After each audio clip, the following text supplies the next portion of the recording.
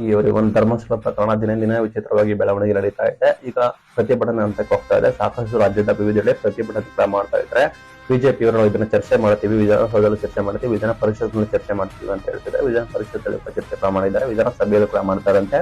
ಇದರ ನಡುವೆ 13ನೇದು ಅಗಿತಾ ಇದ್ದಾರೆ. ಅಲ್ಲಿ ಸಾಕಷ್ಟು ಲೈಟ್ ಕಂಬಗಳು, ಡ್ಯಾಮ್ ಇದು ಬ್ರಿಡ್ಜ್ಗಳು ಇರೋ ಕಾರಣ ಅದು ಸ್ವಲ್ಪ ಸುಲಭವಾಗಿಲ್ಲ. ಆ ನಿಟ್ಟಿನಲ್ಲಿ ಜಿಪಿಆರ್ ಅಳವಡಿಕೆ ಮಾಡಬೇಕು ಅಂತ ಸುದ್ದಿ ಇತ್ತು. ಬಟ್ ಜಿಪಿಆರ್ ಬಂದಿದ್ದಾರೆ.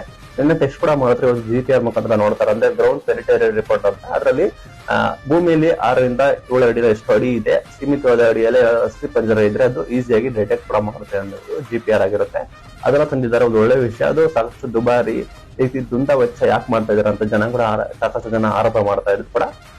ಬಟ್ ಜಿಪಿಆರ್ ತಂದಿದ್ದಾರೆ. ನೆಕ್ಸ್ಟ್ ಈ ರೀತಿ ಬೆಳವಣಿಗೆ ನಡೀತಾ ಇದೆ. ಎಲ್ಲಾ ಕಡೆ ಸ್ಟ್ರೈಕ್ ಕೂಡ ಮಾಡ್ತಾ ಇದ್ದಾರೆ. ಬಿಜೆಪಿ ಅವರು ಇದನ್ನ ವಿರೋಧ ಮಾಡ್ತಾ ಇದ್ದಾರೆ. ಕೆಲವರು ಹೇಳ್ತಾ ಇದ್ದಾರೆ ಧರ್ಮಸ್ಥಳ ಇದಕ್ಕೆ ಹೋಗ್ಬಿಟ್ರು, ಬೆಟ್ಟದ ಬಾಗಿಲಿಗೆ ಹೋಗ್ಬಿಟ್ರು, ಧರ್ಮಸ್ಥಳದ ಮಂಜುನಾಥರ ಮುಂದೆ ಹತ್ರಕ್ಕೆ ಹೋಗ್ಬಿಟ್ರು ಅಂತ ಹೇಳ್ತಾ ಇದ್ದಾರೆ. ಇಷ್ಟೆಲ್ಲ ಬೆಳವಣಿಗೆ ನಡೀತಾ ಇದೆ. ಇದರ ಬಗ್ಗೆ ನಿಮ್ಮ ಅಭಿಪ್ರಾಯಗಳ ಕಮೆಂಟ್ ಮಾಡಿ ತಿಳಿಸಿ.